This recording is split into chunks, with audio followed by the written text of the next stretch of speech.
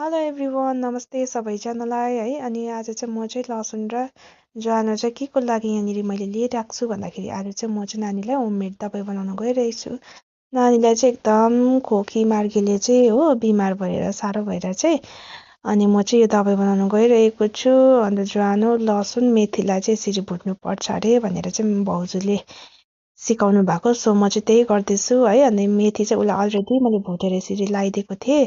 तर मेथी चाहिँ अब ज्वरो आउँदा नलाउनु भन्छ नि त है। त्यही भएर मेथी चाहिँ अन्त मैले अस्ति ज्वरो आएर फेरि त्यो मेथीलाई निकालेको थिएँ। त्यही मेथीलाई चाहिँ अब म आधी चाहिँ यहाँ हाल्नेछु, यसमै मिक्स गर्नेछु। अनि लसुन चाहिँ मैले सानोनिर साइडमा भुट्दैछु है। अन्त त्यही मेथीलाई यसरी मिक्स गर्दैछु है।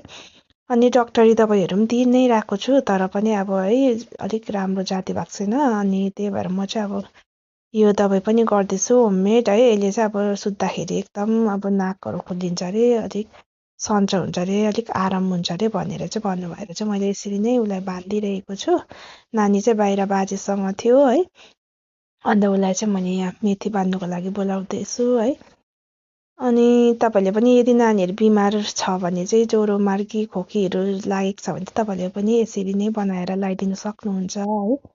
अनि यहाँ नानी चाहिँ आज चाहिँ अलिकति भए पनि यसरी खेलिरहेको छ, नभए अरू बेला चाहिँ यति बेला रोइरहेको है, झिझित मानिरहेको भन्ने भइरहेको थियो।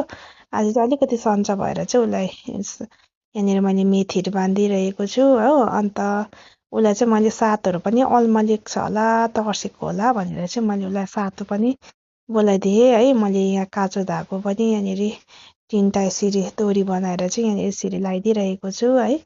अनि आजको मेरो यो सानो होममेड दबाई बनाइदिएको नानीलाई तपाईँलाई के कस्तो लाग्यो हेरेर लाइक, सेयर एन्ड कमेन्ट गरिदिनुहोस् होला भन्दै आजलाई यति नै थियो। By by.